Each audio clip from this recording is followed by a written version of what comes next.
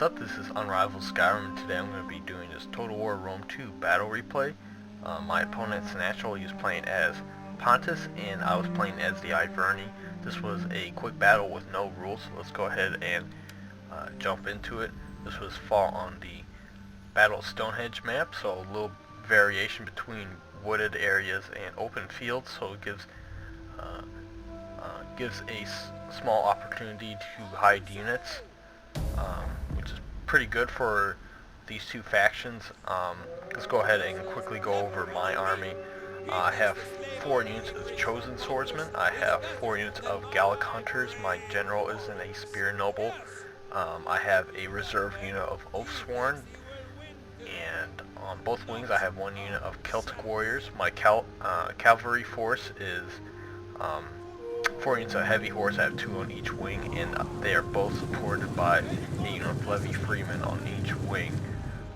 And I do have 1 unit of savage dogs. They will be hiding in the forest. I will use them in later in the game to chase down any units of skirmishers, but we'll see if I'll be successful in doing so. Let's go ahead and slow time so I can quickly go over my opponent's initial forces that were visible at the beginning. He's got, I think he had 3 Eastern archers, but only, yeah, he has at least 3, but he may have had 4, but he has at least 3 Eastern archers. He's got 6 units of hoplites. 5 of them are in the front line, but he's got 1 in reserve. He's got 2 units of bronze shield pikemen in his front line, and he has these 2 units of Thurio spears. His general is in a Pontic Royal cavalry unit. Let's go ahead and resume. So here I'm going to run forward with my cavalry units. I'm going to basically scout out my my opponent's position. I want to find any hidden units if possible. I'm also going to be supporting them with a unit of my levy freemen.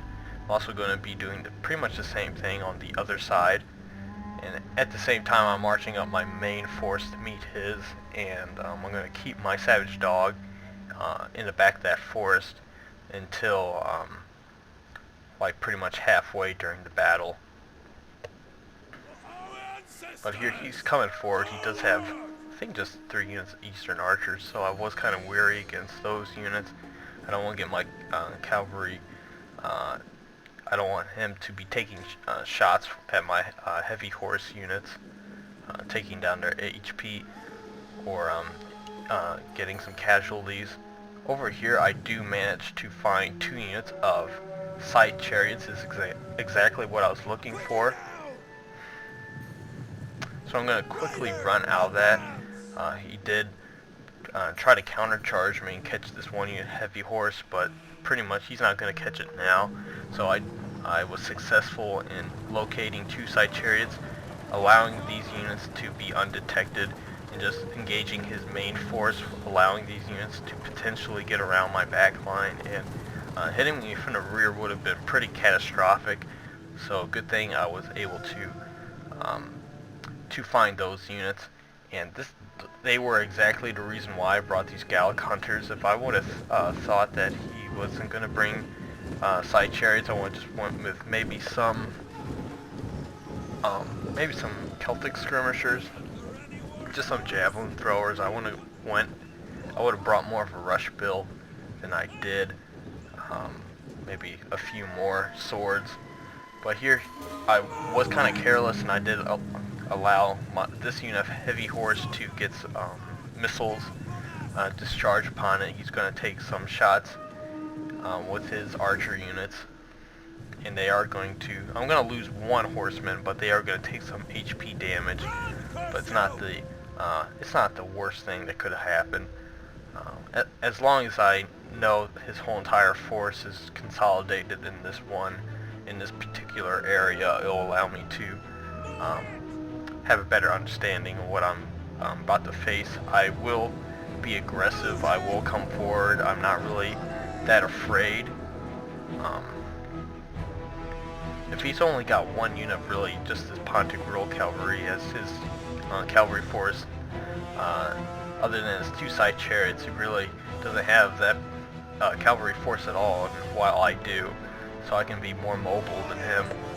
But here I accidentally discharge upon his hoplites with my Gallic hunters. I accidentally still had them on auto fire. Those shots were wasted, and this unit did use a quick reload, so it will get exhausted from that. So my mistake right there.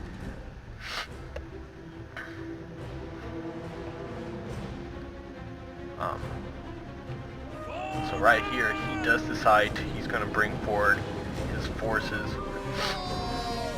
And this is when I will take shots at his archers. I just want to take them out. Not necessarily take them out, but I don't want his archers defeating mine, because I'm going to need my archers to take out his side chariots. So I'm going to take some preemptive shots onto them. And I'm going to take, they're going to take a few casualties and basically force them back.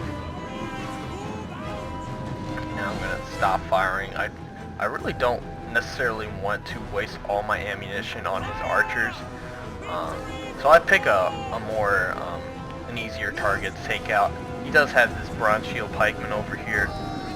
He doesn't have them in pike formation yet, so they will be using their shields to protect themselves instead of holding it to their sides to wield their sarissa.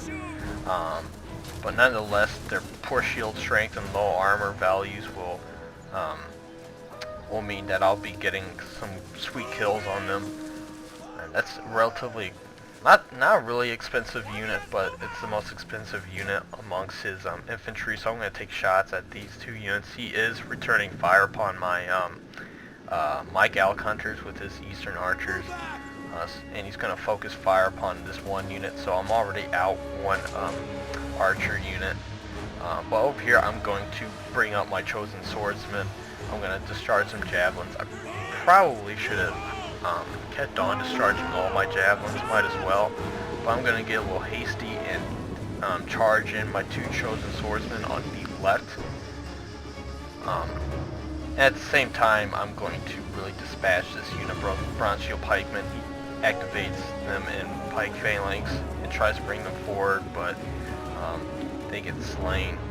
And I think this is, I'm going to maybe discharge a few more volleys into this bronze shield pikeman, but now I'm going to bring back my Gallic hunters. I don't want them dying because I need them to take out the side chariot units. So over here I am engaging in with his hoplites, but at the same time he's bringing forward all his cavalry on the left flank, and he's supporting with his Thurio spears. I was going to here, let me slow it down for a little bit. I was going to try to screen my advance with the Levy Freeman, but I see he brings over this Thurio spear unit, so I don't want my unit of heavy horse getting discharged, getting javelins thrown onto. But he goes ahead and does that same thing. So I'm going to go ahead and I'm going to actually bring up my unit of Oathsworn, and I'm going to swing over these 2 units of chosen swordsmen to help out, help take out these unit of spears, these Thurio spears, and this hoplite. These chosen swordsmen are going to be more useful over here. And this Oathsworn can pretty much tie up these 3 units just by himself. So let's go ahead and continue. So I shifted 2 units of chosen swordsmen, and now I'm going to engage with my Oathsworn. Let's take a look. They're going to charge forward. It may take some time to kill those hoplites because they were braced, and I think they were in hoplite or in the hoplite wall. I'm not quite sure. But over here, this is the critical moment. He is going to bring forward his side chariot, seeing that I only have a chosen swordsman over here, but it is braced, and he is going to charge forward, but I'm going to go ahead and counter charge. And over here, I'm going to charge his general with 1 heavy horse, and I'm going to support it with a Levy Freeman. Let's go over here. This is when I bring back all my Gallic hunters. I'm going to focus fire on these side chariots, and now they are dropping. I think the side chariot, this one is getting over 100 kills right now. 87, so about 100 killed, but it's pretty much dead. Over here, I'm going to try to charge down this side chariot, but he's going to see that this gap over here, he's going to try to take out this oath swarm. He did a good job of using this bronze shield pikeman to basically stop my levy freeman from trying to intercept this side chariot. But all I'm going to do, I'm going to rush forward my heavy horse around his infantry. I'm going to hit it from both sides with all my cavalry. And at the same time, I finally brought over this unit of savage dog, and they unleashed their hounds, and now they are engaging all these eastern archers. So pretty much my dogs are going to kill all his eastern archers, and here he's pretty much surrounded. Once again, I was able to hold down his chariots, and this time with a whole lot of my heavy horse, and open fire upon all his with all my Gallic hunters. So pretty much all he has left are just a few units of hoplites and 30 spears, but they're pretty much all surrounded. These chosen swordsmen are more than a match to take them out. Over here, he's got this bronze shield pikeman is still alive. So I was successful in holding off his side chariots and making sure they didn't get too many kills. There you just saw me do real clumsy frontal assault on his pikeman unit. But I mean, it's okay. I had a unit of Celtic warriors come from behind and take it out. Let's go ahead and take a look into the statistics. What really stood out, what really got the most kills on my on my side of the battle were the savage dogs, but it's mainly on all those eastern archers. Maybe they got a few more kills on some routing units. My general, for some reason, did very well. And particularly my infantry force did quite alright. An Oathsworn only getting about 100 kills isn't really that cost effective, but they didn't really have that much time to.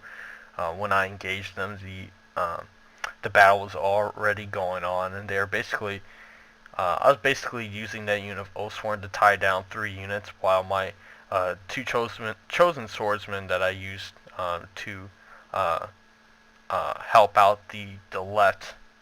But let's take a look at the statistics on his side of the battle.